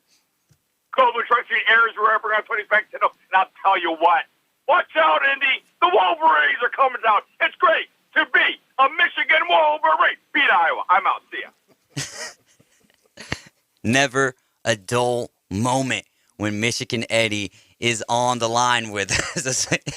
I love it, man. Oh, why are you taking your headphones off there, Old School? My ears are ringing. All right, let's play some Would You Rather. I don't know where you shot a gun at us earlier. We're still trying to really come back from that. Here's one that sticks out to me, and if these guys get it both right. So we were doing this the other day. I was giving you a bowl game from Bonagura or from Schlebach, and you give me the game that you would rather watch or listen to, whichever way, because we'll have a load of games for bowl season right here on 104.3 ESPN Northwest Florida. But one is sticking out to me here, the Cricket Celebration Bowl in the Mercedes-Benz Stadium in Atlanta. They've got Jackson State versus South Carolina State or Jackson State versus South Carolina State. Which game would you rather watch? There it is. You have no choice. The reason why it stands out to me is if that ends up being the bowl game, that would be a great prediction by these guys. All right, let's get into some other games here. All right, here's another one that's a double one, but would you guys be interested in a BYU versus UTSA game? Yes. Roadrunners and the Cougars? I would. Absolutely. Absolutely. Anytime there's a team from Texas playing, I'm interested in it. That's another one of those ones you can't go would you rather because they both have that as their answer. So let's see here. USC versus San Diego State or Oregon State versus San Diego State. I'm going to go with Oregon State versus San Diego State as a more enjoyable game to watch for me because what does USC got going on this year? I think I'd like to see the response. It's not only is Oklahoma having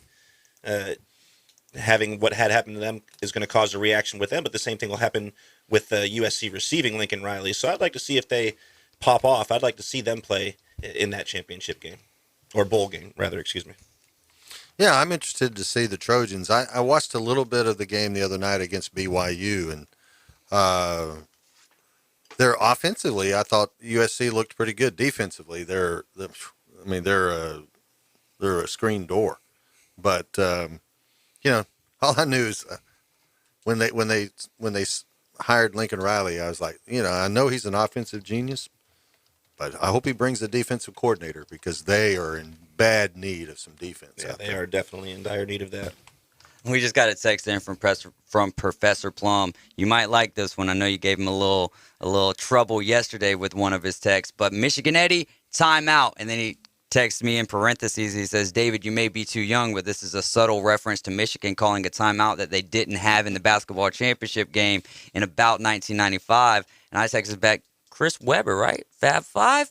That's the right answer, right? Yes, sir, man. I was only 4. I don't remember it by recollection, but more or less just by YouTube and sports documentaries. And there's a great one also. Man, if you got ESPN Plus, you've got a large amount of sports documentaries that you need to get into. There's also one on the Fab Five. Would you rather see Louisiana versus UAB or Louisiana versus Marshall? Oh, I love UAB. I'd rather see UAB anytime other than Marshall. I mean, it's a great story. Come back from the tragedy, which is Marshall. By the way, it's a good movie other than whoever did Matthew McConaughey's hair. But it was a really good movie. But I'd rather see the UAB than Marshall Thundering Herd. And I'm the opposite because of the story, because it was such a big thing in my particular generation. I'd prefer always to watch Marshall, and any time that they can succeed and make it to a bowl game, I would certainly like to be able to watch them go in there and play. Here's a good one. The TransPerfect Music City Bowl, Nissan Stadium, Nashville, Tennessee, Arkansas versus Penn State, or Mississippi State versus Minnesota? The what?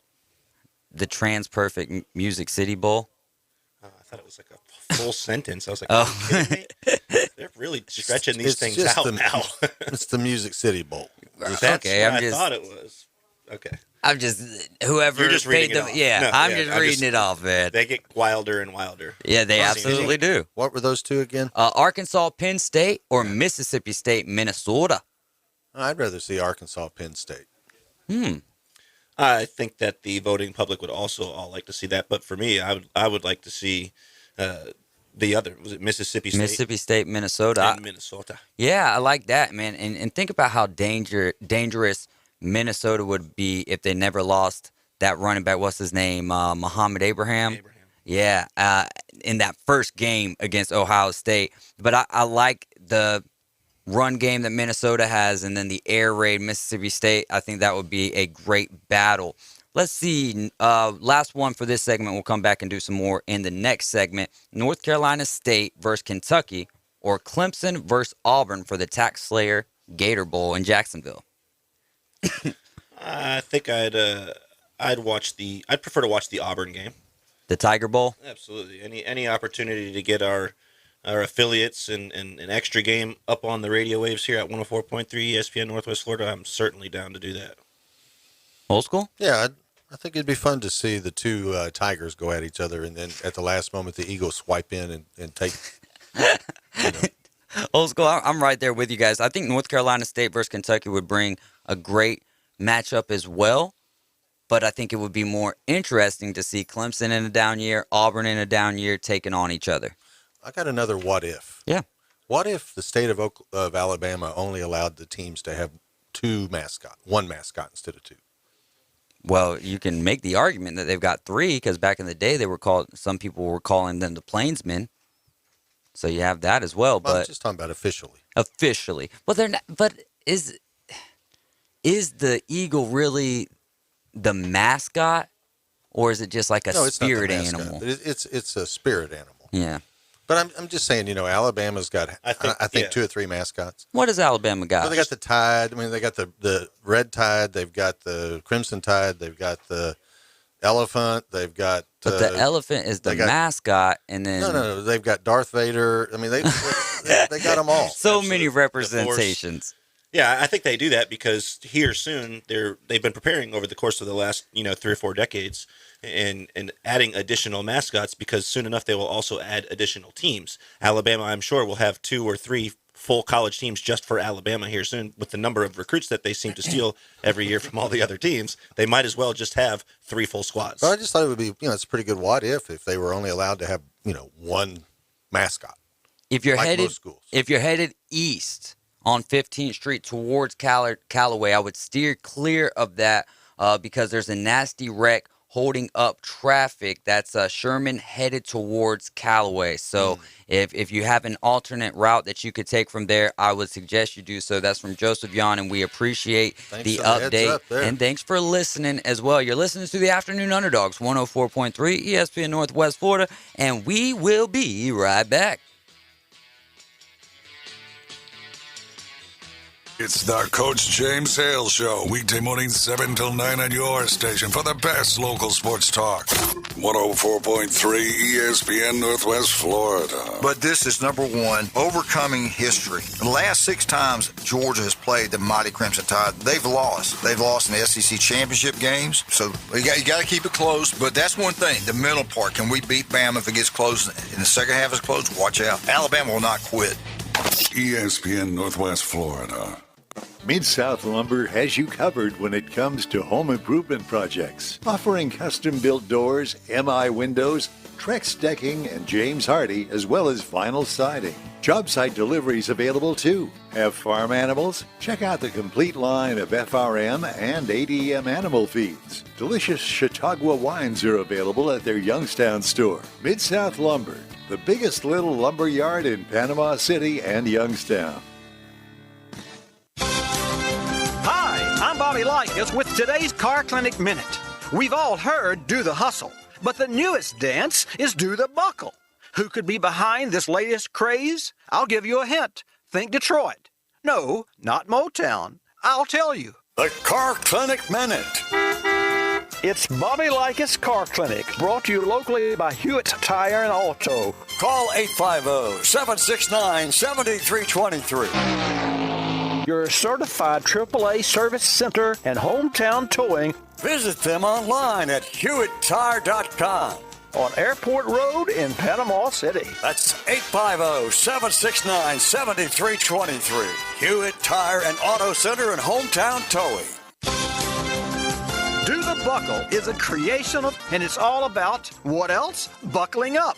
10 minivans are touring nationwide, spreading the safety word. This program, including dance, music, and video, is designed to save lives and have fun. The dance incorporates the motion of reaching over your shoulder and across your torso, fastening your seatbelt. The message? It's cool to buckle up. Since 32% of us still don't use seatbelts, that's an important message to hear and heed.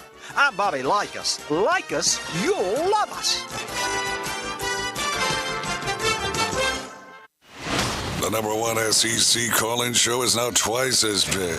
It's double the Paul Feinbaum Show. Weeknights starting at 6. Okay, but also go faster. Now back to the Afternoon Underdogs. Live from the Rib Crib Studio. 104.3 ESPN Northwest Florida.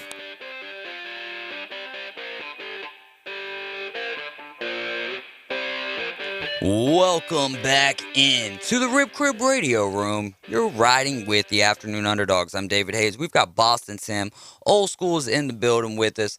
And Professor Plum is texting with us. And he said at the end of that segment there, a Patriots fan is lecturing the Tide on ethics.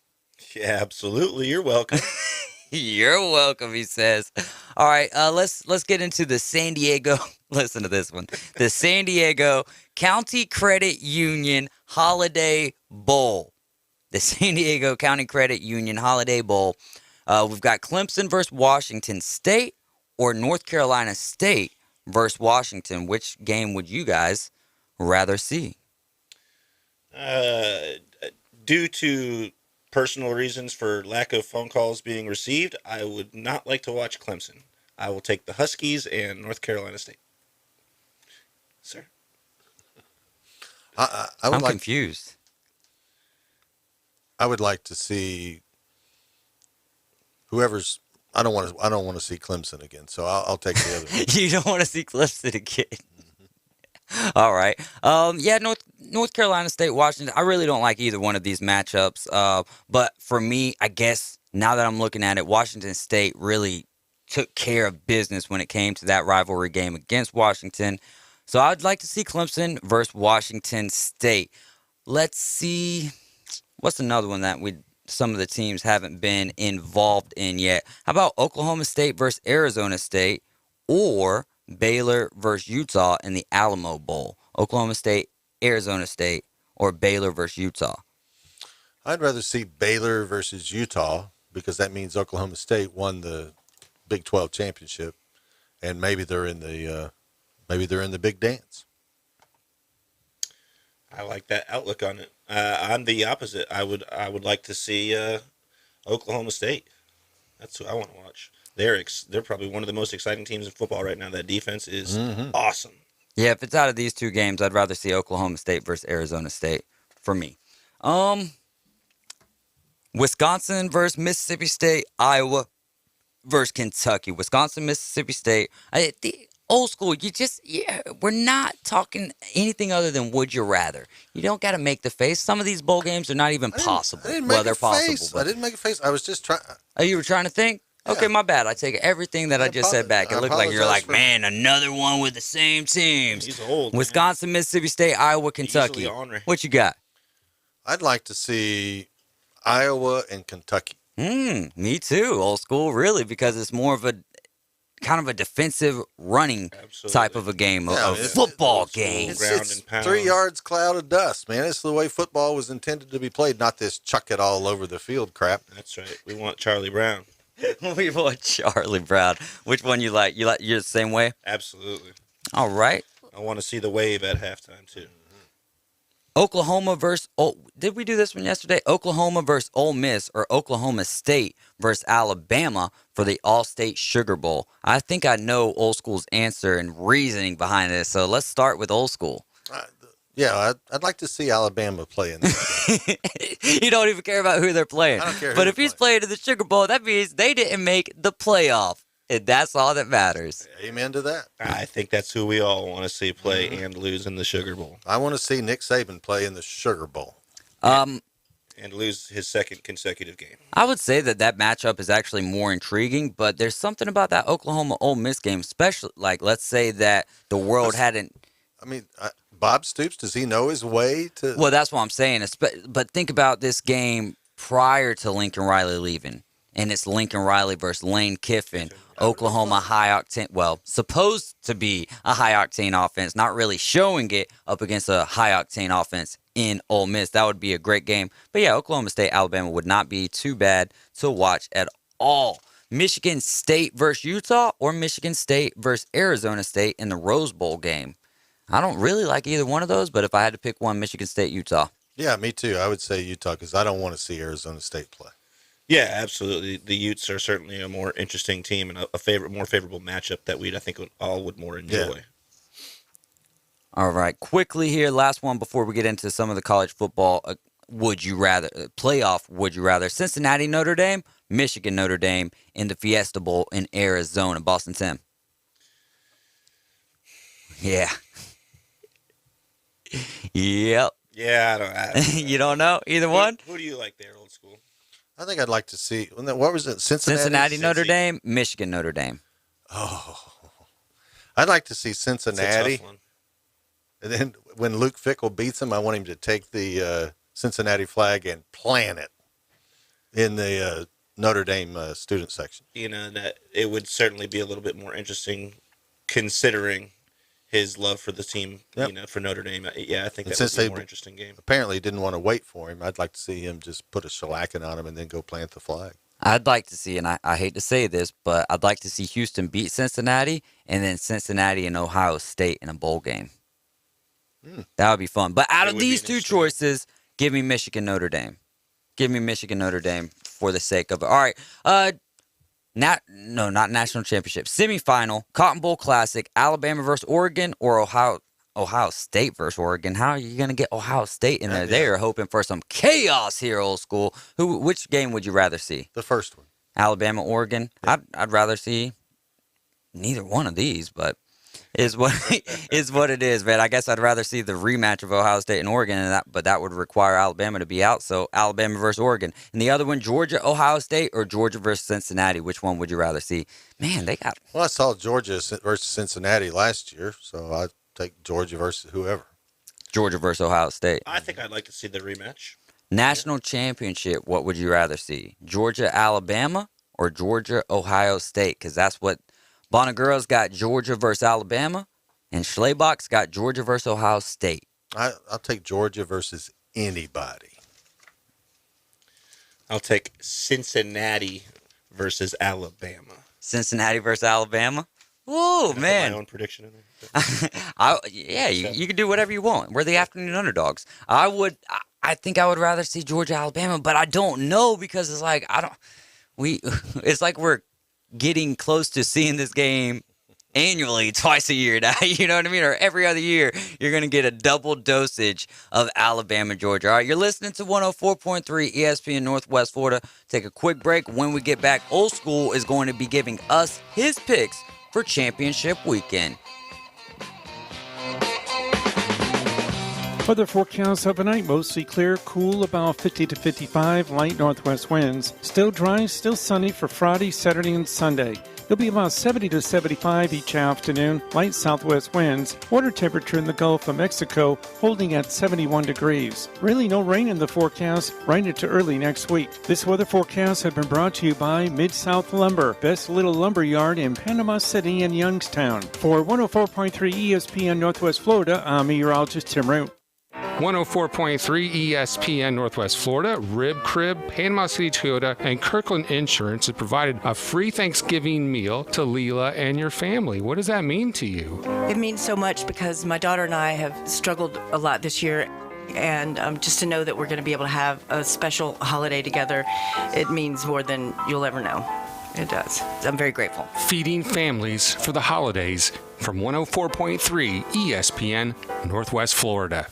As a realtor, it's important who you choose as your title company. May we suggest South Oak Title? Their offices are modern, comfortable, and state-of-the-art. South Oak Title can close transactions in any location in Florida, Alabama, and Tennessee. Their free mobile app allows realtors to deliver a net sheet in seconds. They provide mobile closing services to accommodate buyers and sellers. Their offices are beautifully decorated, state-of-the-art, complete, safe, and secure. South Oak Title, creating a better title and closing experience through technology and tailored service. Visit them online at southoaktitle.com.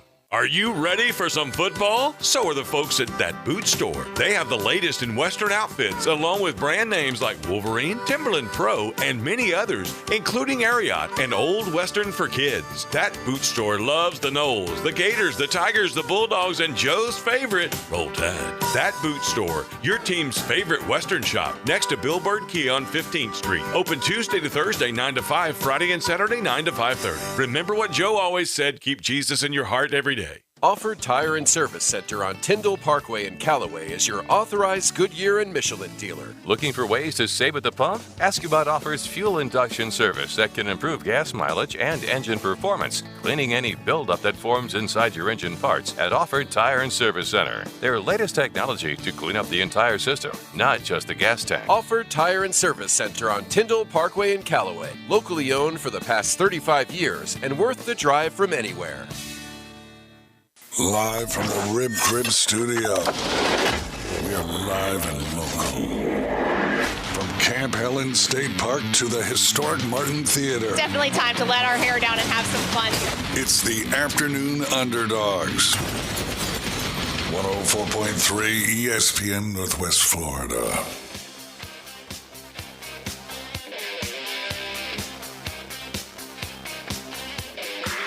All right, and we are back, and you are in the Rib Crib Radio Room listening to the Afternoon Underdogs on 104.3 ESPN Northwest Florida.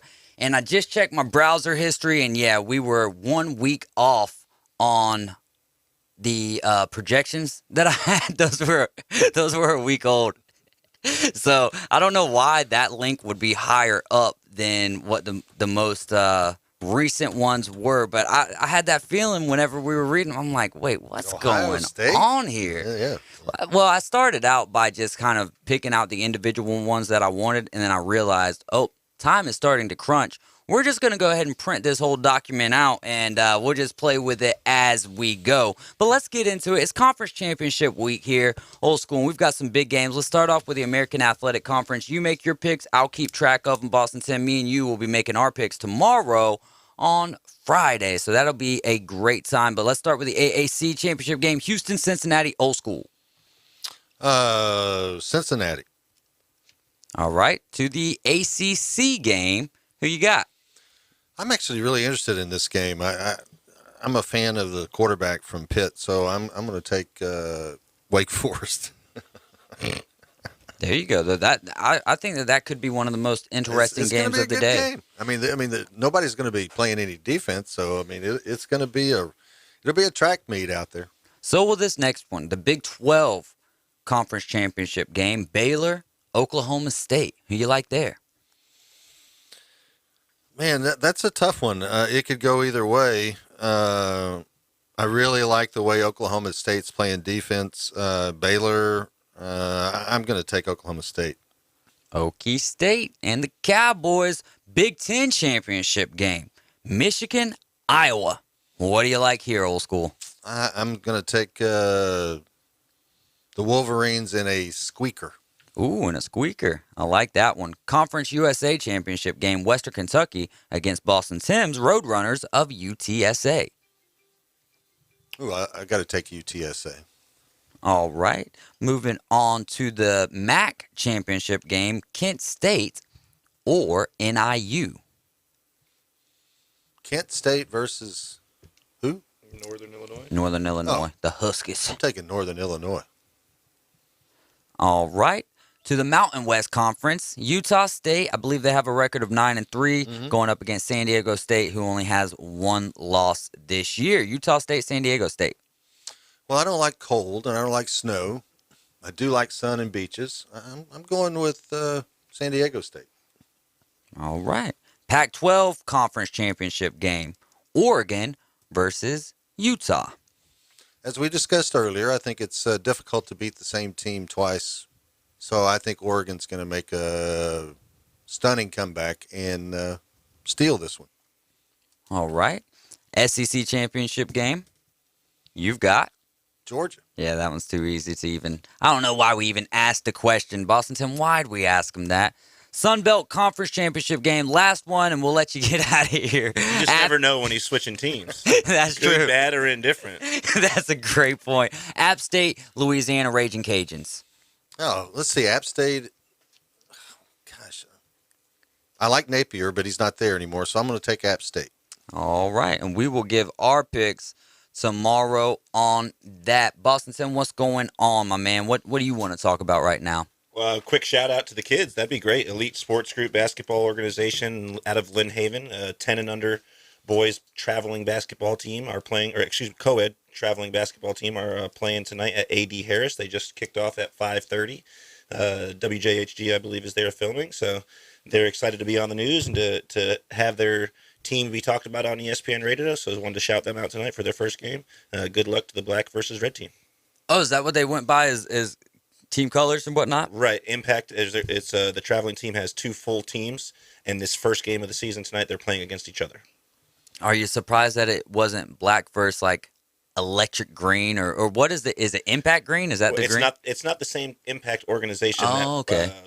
My brother owns. Oh, okay. Right. I was getting confused there then. No, but he will be sponsoring the team, so Impact Promotions or Impact Fitness will be a part of it. That is super neat, man. I saw inside of the gym for the first time. Oh, very nice. Yeah. I got to work out there one day. G-Man and I were out there, and I jumped on one of those ellipticals.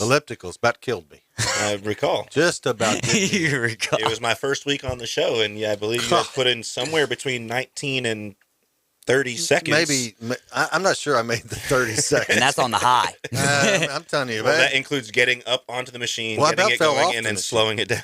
I about fell off when I was done because my legs were noodle. I mean, I was done. I shouldn't have. I mean, a man my age shouldn't be doing that. Not without doing it regularly. That's true. You got to work your way up. But you certainly should be doing it. I should be, but I'm not. But you're not. All right, this just in.